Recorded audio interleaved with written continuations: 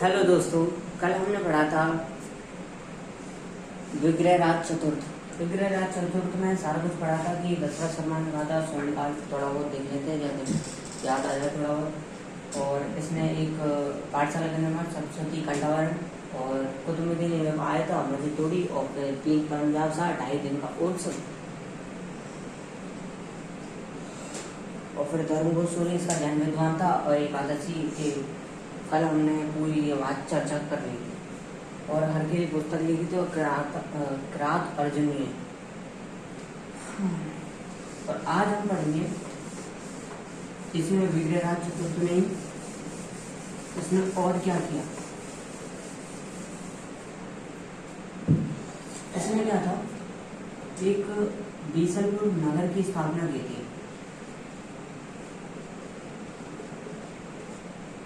और बीसलपुर नगर की जब इसने स्थापना की थी और इसी के समय में वो एक दरबारी विद्वान रहे थे जिनका नाम था सोमदेव।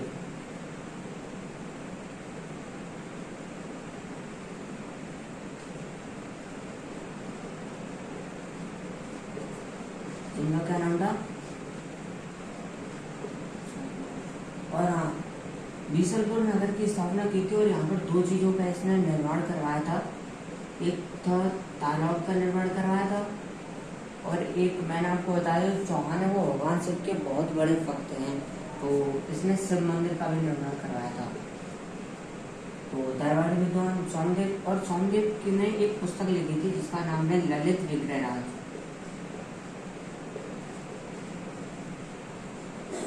ललित विग्रहराज। अब ललित विग्रहराज क्या है? वैसे भी देखा जाए तो ललित विग्रहराज एक लव स्टोरी है। किन किन की? विग्रहराज चतुर्थ की और इनकी एक जो प्रेम कहानी में आती है वो मैडम, उनका नाम था देसल देवी। उन दोनों की प्रेम कहानी का वर्णन ललित विग्रहराज में किया और इसमें कहा है कि विग्रहराज चतुर्थ ने जब इन दोनों की प्रेम कहानी चल रही थी तो बीच में इनको पता चला कि अजमेर में गजनी का अटैक हुआ है। जब हमने देखा ना कि गजनी के खुसरो शाह को हराया था, जो इसकी जानकारी ललित विग्रहराज में ही मिलती है और एक प्रेम कहानी की इसमें जानकारी मिलती है विग्रहराज चतुर्थ और देसल देवी की। और इसने क्या किया था, अब कुछ उपाधियां भी धारण की थी। आज सिर्फ फैक्चुअल इंफॉर्मेशन देखेंगे, बीच बीच में थोड़ी बहुत बातें कर लेंगे अपन। पहले पढ़ लेते हैं। उपाधि इसकी थी, उपाधि धारण की थी, बीसलपुर नगर की स्थापना की थी और बीसलपुर से इसने उपाधि धारण की थी बीसल देव। और इसने एक और उपाधि धारण की थी, वो नाम है कवि बंधु। और इसकी जो जानकारी मिलती है, इसमें जो उपाधि धारण की थी कवि बंधु, इसकी जानकारी मिलती है पृथ्वीराज विजय। अब आपको याद होगा हमने पढ़ी थी, हाँ पृथ्वीराज विजय पढ़ी तो थी हमने। कहाँ को पढ़ी थी? हाँ, पृथ्वीराज विजय ने बताई थी कि चौहान वंश होते हैं, ये सूर्यवंशी होते हैं। और एक और पढ़ा था जो पहले घट की उपाधि किस पुस्तक में लिखी है? पृथ्वीराज विजय में लिखी है। किसकी उपाधि है? गोविंद थर्ड की। और इसकी जो उपाधि, अब जब विग्रहराज चतुर्थ के 300 या 400 साल बाद मतलब एक व्यक्ति हुए थे जिनका नाम था नरपति नाले। ध्यान रहे, नरपति नाले इनके दरबारी विद्वान या दरबार में नहीं थे। ये बहुत आगे चल के ये व्यक्ति हुए थे जिन्होंने विशलदेव रासो लिखी थी, पुस्तक लिखी थी।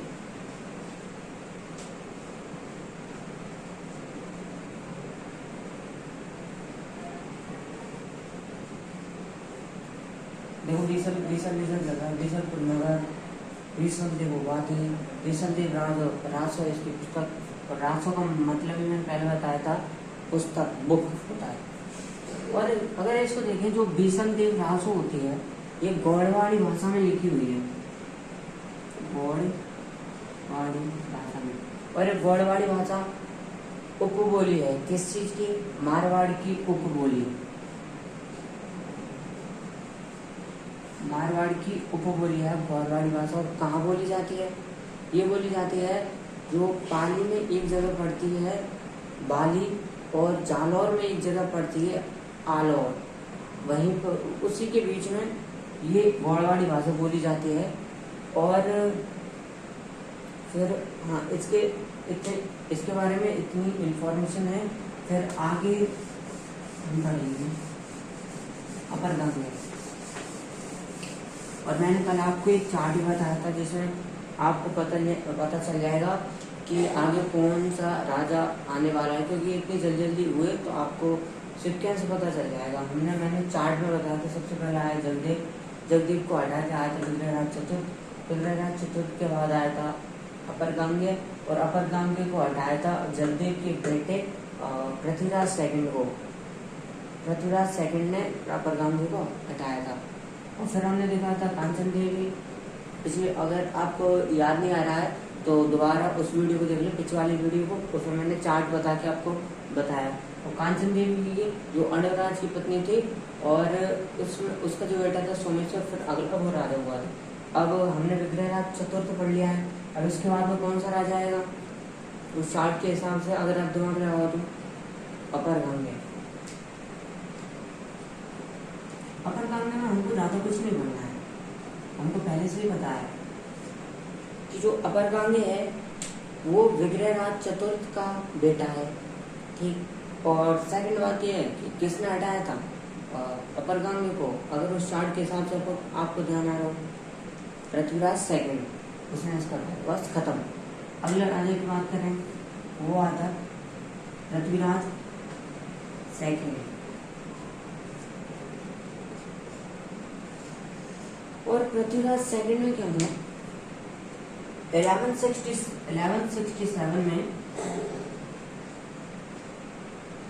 1167 का एक अभिलेख था जिसका नाम है हांसी अभिलेख।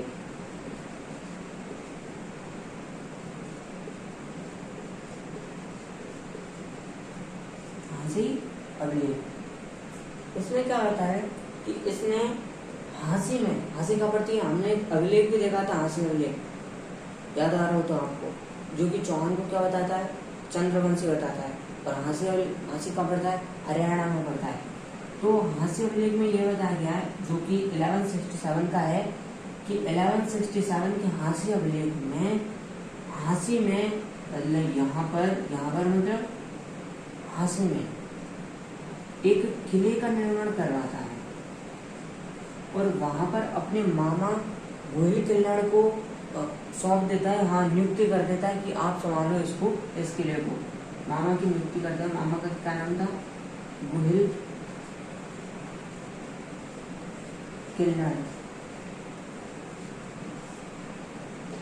और फिर हम बात कर रहे अगले ही साल की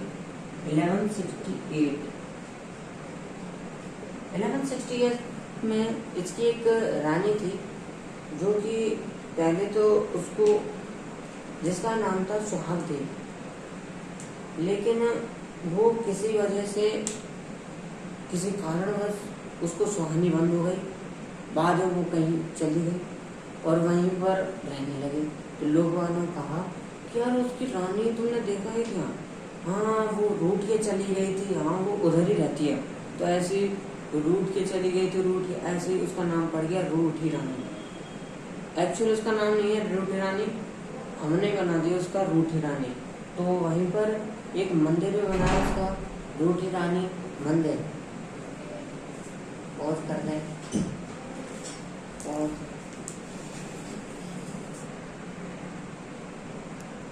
हमने उसका नाम रूठी रानी कर दिया था। और जो वास्तव में उस रानी का नाम था सुहाग देवी। सुहाग देवी उसके वास्तव में नाम था, किसी वजह से इस राजा को स्वानी बंद हो गई, कहीं और चली गई वो, इसलिए उसका नाम पड़ गया रूठी रानी। और फिर वहीं पर उसका एक मंदिर बनाया गया, उसी को कहा गया रूठी रानी मंदिर। वो क्या कौन सा मंदिर है? रूठी रानी का मंदिर। और इसने कहा कि एक भीलवाड़ा में एक अभिलेख लगवाया इसने, जिसका नाम था धूड़ अभिलेख। धूड़ अभिलेख। उसमें क्या था? और वास्तविक नाम था स्वभाव देव। और इसने एक अभिलेख लगवाया था धूड़ अभिलेख। धूड़ अभिलेख कहाँ पर है भैया? ये कहीं नहीं है, वहीं है भीलवाड़ा। और इसमें कहा कि मेरे राजा ने अपना राज्य बलपूर्वक हासिल किया है, छीना है शक्ति के बल पर, ना कि किसी पिता के बेटे होने के नाते वो ऐसे हमको वंश के खातिर मिल गया। नहीं, मेरे पति ने वो छीना है, ऐसा ऐसा अभिलेख बोले। ठीक है। और जब पृथ्वीराज सेकंड को अपनी पत्नी सुहाग देवी खूब चाहती थी, बढ़िया मजा आते थे, दोनों साथ रहते थे, तो इसने इसी के लिए एक मंदिर बनवाया था। वो था सुहेश्वर मंदिर। सुहेश्वर मंदिर कहाँ पे बनवाया? वही वहीं बनवाया, भीलवाड़ा में। भीलवाड़ा मीनाल में बनवाया। किसने? पृथ्वीराज सेकंड ने मीनाल में। सुहाग देवी जब सुहाती थी, उसको खूब मजा आता था, दोनों रहते थे, तो सुहेश्वर मंदिर का निर्माण करवाया। जब सुहानी बंद हो गई तो वो रूठ के चली गई, और उसका निर्माण मंदिर का निर्माण करवाया रूठी रानी मंदिर। और जो धूड़ अभिलेख रूठी रानी बनवाया, और उसमें क्या जानकारी मिलती है कि मेरे पति ने जो राज्य है अपने बलपूर्वक हासिल किया है। अगला राजा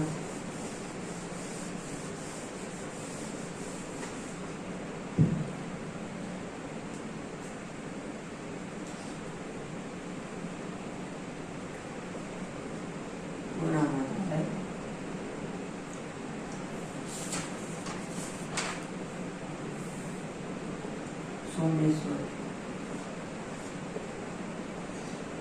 जो सोमेश्वर था, अब हमने पढ़ा था कि जो सोमेश्वर है, जो कांचन, जो अनुराज की पत्नी है, वो कांचन देवी। और कांचन देवी को जब ये डर लगा कि जगदेव ने अपने पिता को नहीं छोड़ा तो मेरे बेटे को क्यों छोड़ेगा, तो वो अपने बेटे को ले गई गुजरात। और गुजरात में जो उसका ननिहाल था, मम्मी का मतलब मामा घर रहता हूँ, तो वहीं पर रहता हूँ। तो पहली बात लेंगे, जो इसका जो बचपन था वो कहाँ बीता था? गुजरात में बीता था। और सेकंड बात ये है, इसने जो कोंकण वाला इलाका है, कोंकण को कौन सा इलाका?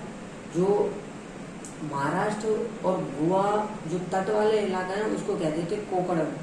तो कोंकण में एक राजा हुआ करता जिसका नाम था मल्लिकार्जुन। नाम बोला है, हाँ, खूब शक्तिशाली हुआ था। तो और यह मल्लिकार्जुन किसका शत्रु था? हमने पढ़ा था कुमारपाल, गुजरात में था कुमारपाल चालुक्य। कुमारपाल चालुक्य ही था, याद आ रहा हो? कुमारपाल चालुक्य जिसने अणुराज को हराया था और विग्रहराज चतुर्थ ने उसका बदला लिया था।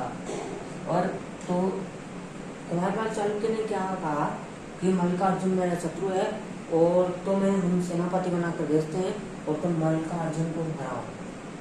ये सोमेश्वर मल्लिकार्जुन को हराता नहीं, बल्कि उसकी गर्दन काट कर ले आता है।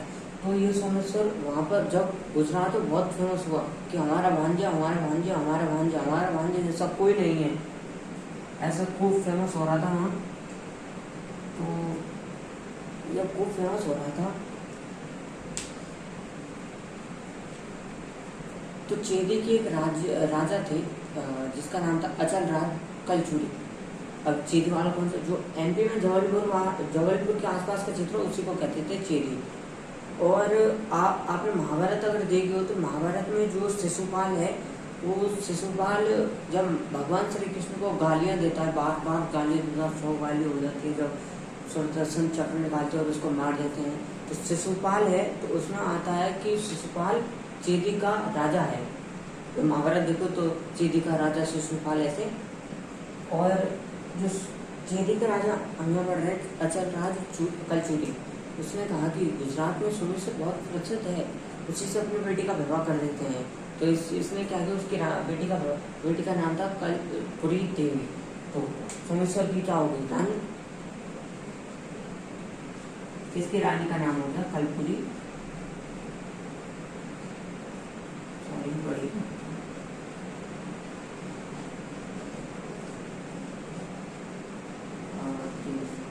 इसी से क्या कर देता है, विवाह कर देता है। और जो सोमेश्वर है, इसने क्या कराया था, एक मंदिर का निर्माण करवाया था जिसका नाम है वैद्यनाथ मंदिर।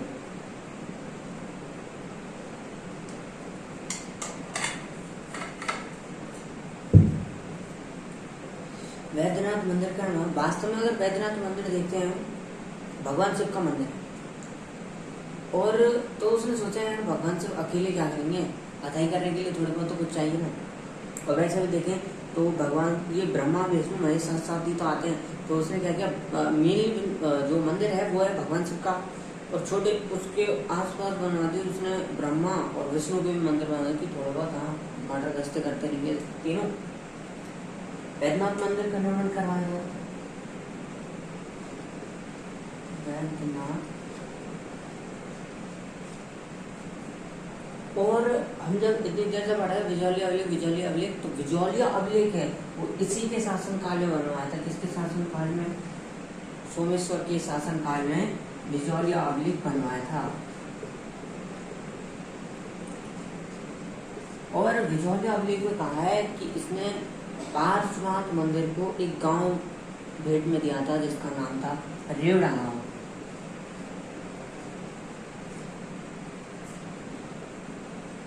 और रेवड़ा गांव जब इसने दान दिया था तो विजौलिया अभिलेख जब लग पाया, वैसे जैनों का अभिलेख है, और जैनों ने ही पार्श्वनाथ मंदिर का, जो पार्श्वनाथ मंदिर है वो भी जैनों का ही है।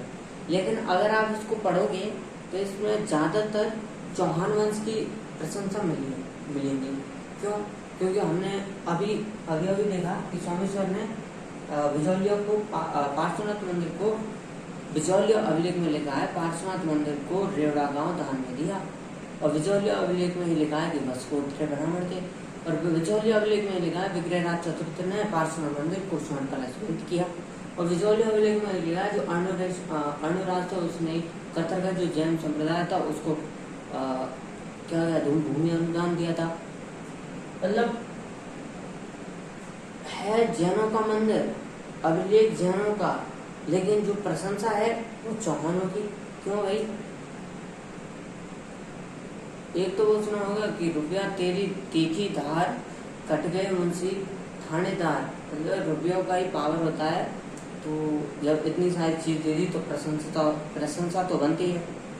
तो उसी प्रकार उन्होंने बढ़ चढ़ के चौहान वंशों की प्रशंसा की थी, और वैद्यनाथ मंदिर का निर्माण करवाया था। और उसने क्या किया था, विजौलिया अभिलेख था, तो इसमें, और जो सोमेश्वर है इसको एक उपाधि के नाम से दी गई थी जिसका नाम था प्रताप लंकेश्वर। सोमेश्वर को प्रताप लंकेश्वर की उपाधि दी गई थी विजौलिया अभिलेख में, प्रताप लंकेश्वर। और अब हम पढ़ेंगे विजौलिया अभिलेख। बहुत देर से बात कर रहे थे विजौलिया अभिलेख, अब देखते हैं भाई बात वास्तव में है क्या विजौलिया अभिलेख, पता तो चले। पहले देखते हैं विजौलिया अभिलेख है कब का। ये है भैया 1170 ईस्वी का। कहाँ पर है भैया, ये कहाँ पर लग रहा है, ये लग रहा है भाई भीलवाड़ा में। किसने लगवाया था, ये भैया पार्श्वनाथ मंदिर में लगवाया था। किसने, दिगंबर जैन लोलाक ने लगवाया था, लोलाक ने बनाया। कौन था ये दिगंबर जैन था। कमेंट सेक्शन में लिख के बताना दिगंबर और श्वेतांबर की अध्यक्षता किसने की थी? जब इन दोनों के बीच में किसी बात को लेकर कॉन्ट्राडिक्शन था तो अध्यक्ष किसको बनाया गया था, किस चौहान राजा को बनाया गया था? दिगंबर जैन। और इसकी रचना किसने की थी? रचना करने वाला था, मैं समझा दूंगा आपको, और उसका नाम था गुणवर्धन। और जो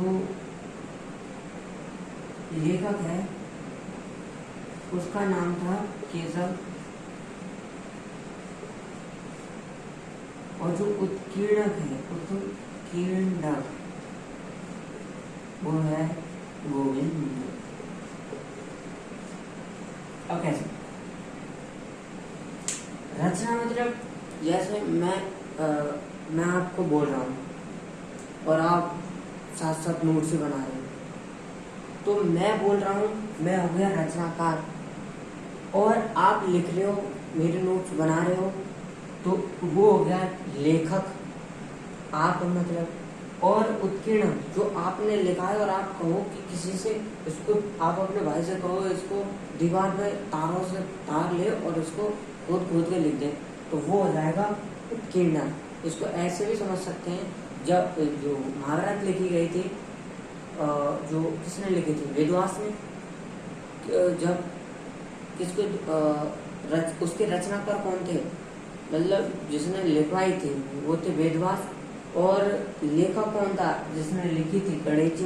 गणेश।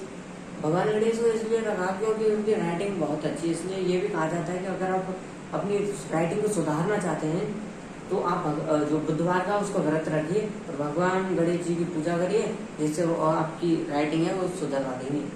और उत्कीर्ण का मतलब होता है खोदने वाला, मतलब इसमें कोई दिमाग नहीं लगाता है, जो आपने कहा कि इसको लिख दे तो उसी को लिख देता है। तो याद कर लिए, रचनाकार कौन था? गुणवर्धन। लेखक कौन था? केशव। उत्कीर्ण कौन था? गोविंद। ठीक। और इस अभिलेख के अनुसार कुछ जानकारी हमें मिलती है, वो भी पढ़ लेते हैं। इस अभिलेख के अनुसार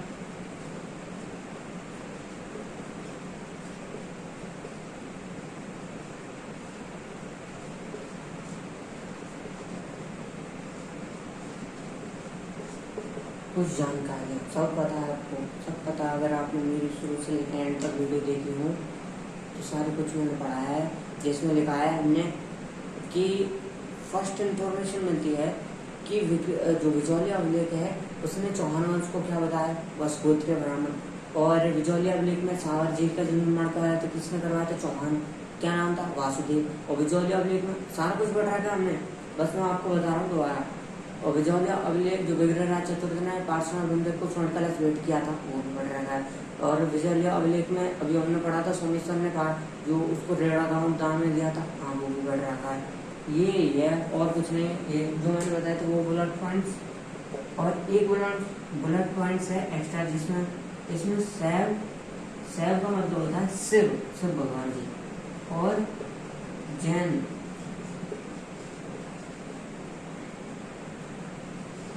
तीर्थों की क्या मिलती है? जानकारी मिलती है। अब भाई जैनों का है सब कुछ, तो सिर्फ भगवान जी क्यों? क्योंकि मैंने बताया था चौहान वंश है वो शिव जी के बड़े भक्त हैं, तो और इनको भी काफ़ी कुछ दिया है जैन संप्रदाय को। तो उन्होंने भी चौहान वंश की खूब बढ़ चढ़ के तारीफ की, और उन्होंने बताया कि अगर आपको शिव जी के मंदिर जाना है और या आपको जैन का मंदिर जाना है तो हम यहाँ इन्फॉर्मेशन लिख रहे हैं और आप यहाँ पर जा सकते हो। अब कोई सोचेगा शिव जी की क्यों, माता की भी तो लिख सकते थे, वही बात प्रशंसा लिख दी थी, उनको बढ़िया बढ़िया ध्यान दिया था तो ऐसे लिख दिया। और फिर मैं आपके सामने कुछ नाम ले आऊँ कि पहले क्या थे और अब वर्तमान में हम उसको क्या कहने लगे। इसी में ही एक नाम आता है विजयावल्ली। विजयावल्ली को देखते हैं, ये आज का बिजौलिया है, पहले इसे कहते थे विजयावल्ली और आज क्या है? बिजौलिया।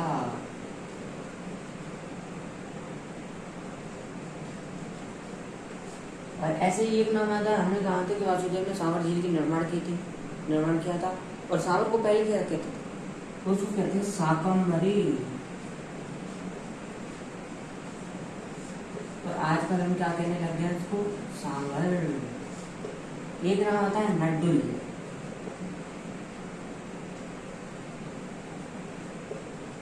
इसको अब क्या कहने लगे? इसको कहने लगे भैया नारोल कहने लगे।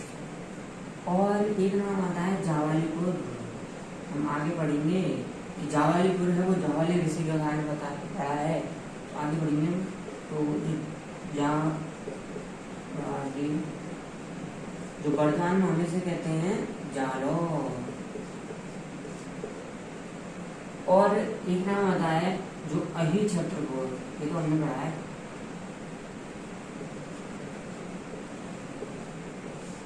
अब क्या कहते हैं इसे आपको पता होगा? नागौर। मैंने इसको बताई थी कि कैसे था, वास्तव में ये नहीं है, ये इसके क्वेश्चन ऐसे पूछा था कि पहले इनका क्या नाम था, लेकिन अगर वास्तव में अगर देखें तो ये इनके पर्यायवाची हैं। एग्जाम्पल दूंगा मैं आपको आगे। और पहले इनको लिख लेते हैं। अहिछत्रपुर को कहते थे नागौर वर्तमान में। और कुछ नाम आते हैं जैसे श्रीमान, इसको आज कहते हैं भीममाल। और एक नाम आता है मंडलकर।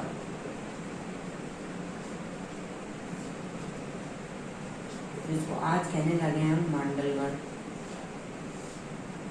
बोरिंग लग सकता है लेकिन पढ़ाई तो करनी पड़ेगी, क्योंकि पढ़ाई के बिना ही नौकरी नहीं लगेगी। और मंडलकर को कहते हैं मांडलगढ़। और कुछ नाम कितने? 3, 4, 5, 6, 7। और हाँ, एक नाम आता है उत्तमाद्री, जिसको वर्तमान में हम कहते हैं ऊपरमान।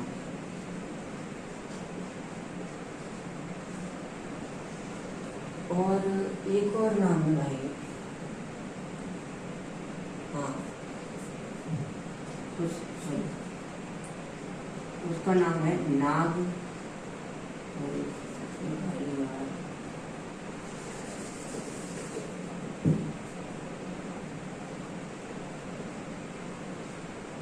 नाग हृदय, नाग हृदय।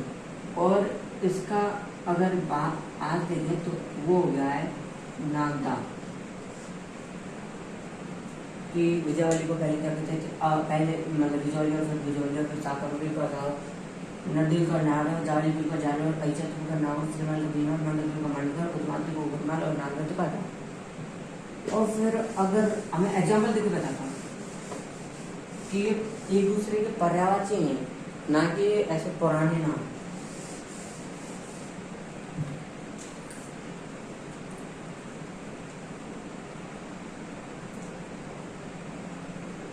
उत्तमाद्री, इसको ले लेते हैं।